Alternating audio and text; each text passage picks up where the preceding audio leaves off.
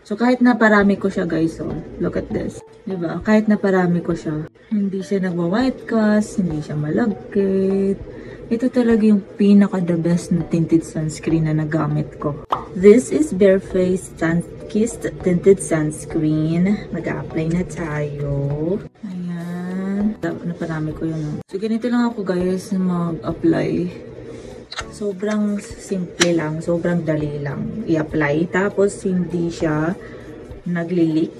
Diba? Ang ganda ng kanyang packaging.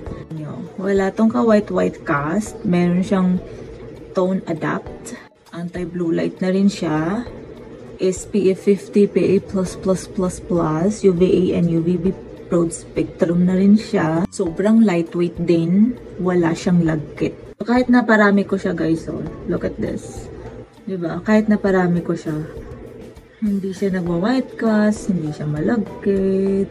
Ito talaga yung pinaka-the best na tinted sunscreen na nagamit ko. Ang perfect talaga niya. Nag-orange tayo dito, ah. Sorry guys, kasi meron akong cortina na orange. Tapos, ayan, sinisinagan siya ng araw. So, nag-iiba yung lightings natin. Tapos, yung boses ko, antok na antok. Kasi guys, may iniinom akong gamot. Kasi, nagkaroon ako ng cough. Meron akong problema sa ubo, sa aking throats. So, kailangan ko minom ng gamot. So, kaya ganito yung effect niya, guys, na parang antok na ako. So, ayun, ito lang naman yung ko, guys, daily routine ko.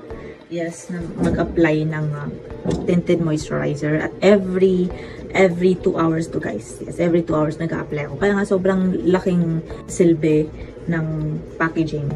Kasi lagi mong ginagamit yung tinted sunscreen. Lagi kang nag-a-apply. So, kaya ang ganda lang kasi dali niyang buksan, ang dali niyang yun, hindi siya nagli-leak. Super ganda. And guys, ayan, tingnan natin kung sobrang ganda, sobrang lightweight ng tinted sunscreen na to. Di ako nagsisisi na nag-order ako nito ulit. So, 2 beses na akong nag-order nito. Kasi sobrang ganda. Ayan. So, yun lang. Share ko lang, guys, kung gaano kaganda itong tinted sunscreen ko ngayon. Mukhang antok na antok si ate niyo, girl. Okay lang, naka-tinted sunscreen naman tayo, no?